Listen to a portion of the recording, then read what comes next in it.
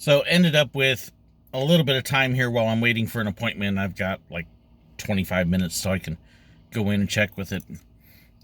Just wanted to share some thoughts about some of the things that I see going on.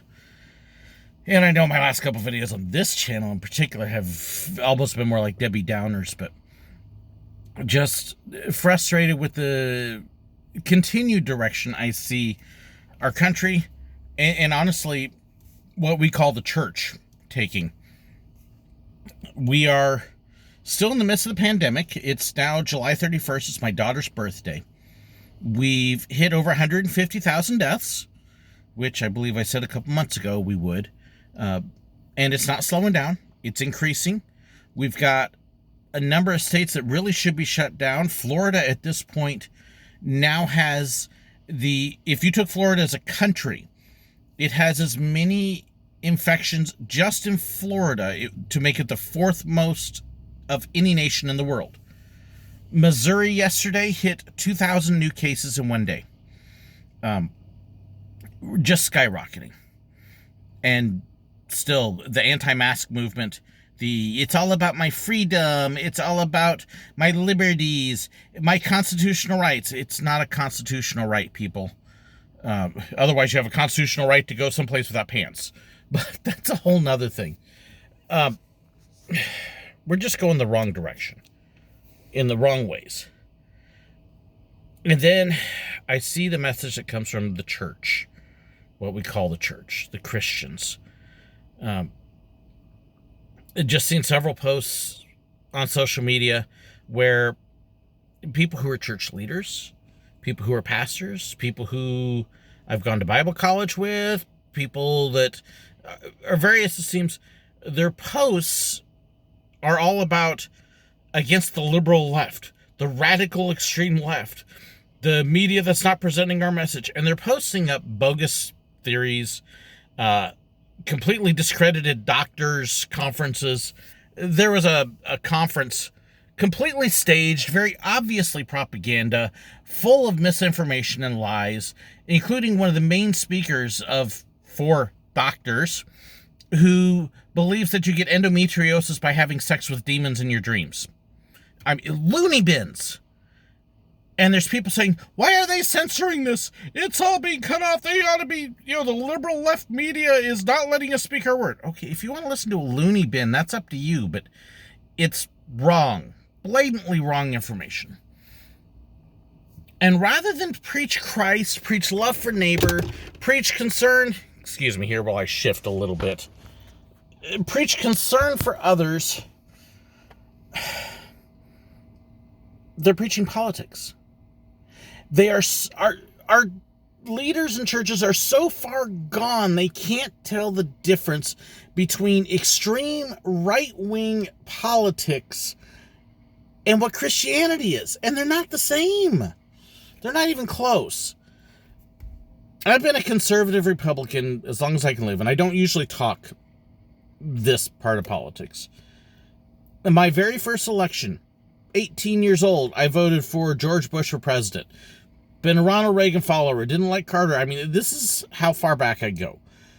On a national level, I have never voted for a Democrat, okay? I'm just trying to give some background. Living in California, every now and then you had a state office where you didn't have any choice, but, for Democrats. But I've always been a Republican, always been conservative. I'm no longer welcome in my party because we have been taken over by extremists who have no conscious faculty, no moral fiber. We're led by a megalomaniac, narcissist bigot who's in our main office right now. And people can't separate that from Christianity. Okay, let me just be blatant and clear here. Donald Trump is no Christian.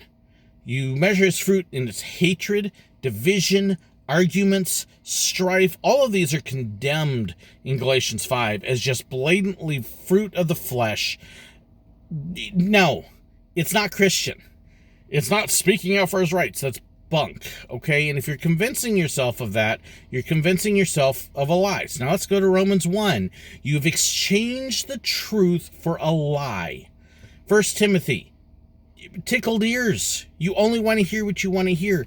This isn't gospel that you're listening and promoting. It's an extreme right-wing political agenda that's filled with lies. Many of them are pushing conspiracy theories. Bill Gates is not the Antichrist. You can't get a microchip into a vaccine. The mark of the beast is not coming through a shot. That's not how it works. Read Revelation.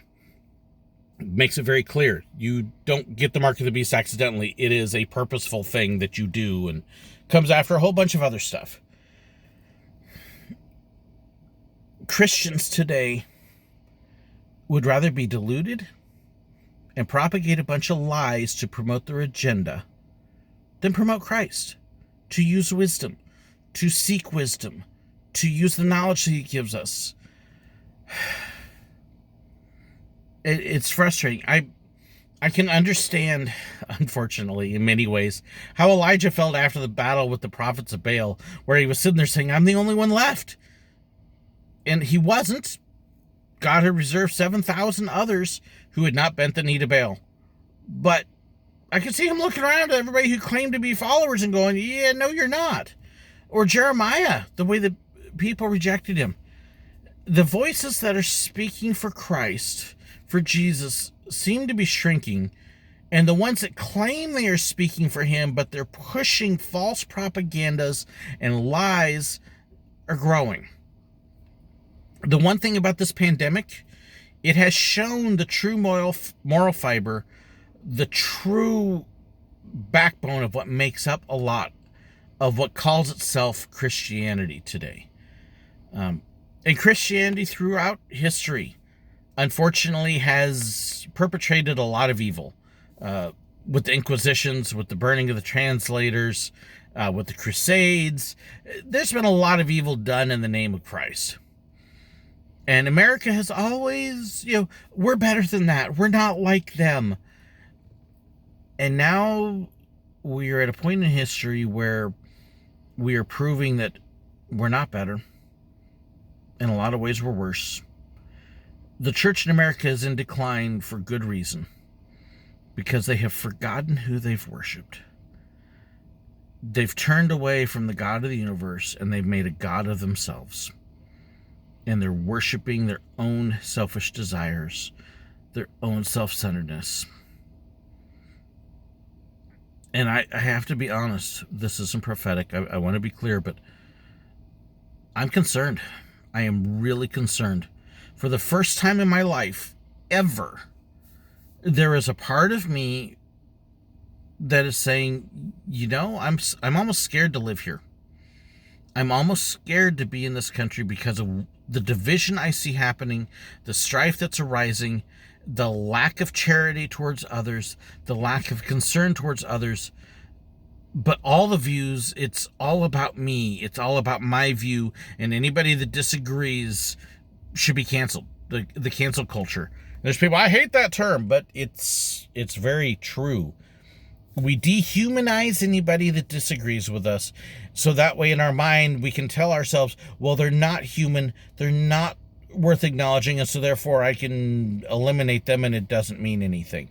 We justify our sin and our selfishness in horrible ways. And there's a part of me that kind of goes, I don't know that I'm confident about the future of the U.S. I don't know that I'm confident we're going to get better because I don't see us trying that way.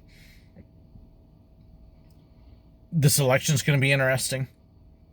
The conspiracy theorists all say, oh, the Republicans have created this pandemic just so they can post the election and take control and blah, blah, blah. It's all about remove the election. And yet it's the Republicans that actually started talking about delaying the election.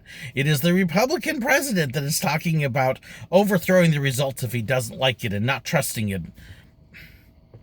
Okay? As a lifelong Republican, that's disgusting.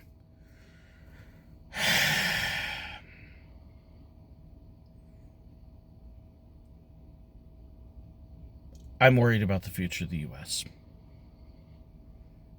This is the kind of thing that if you look back in history when Rome imploded, this is kind of what happened. I don't know. I pray that we repent. I pray that the church repents of its ungodliness. Oh my goodness. Because if it doesn't, we're doomed. We're doomed. God will pour judgment out. And if God pours judgment out, it's not going to be pretty.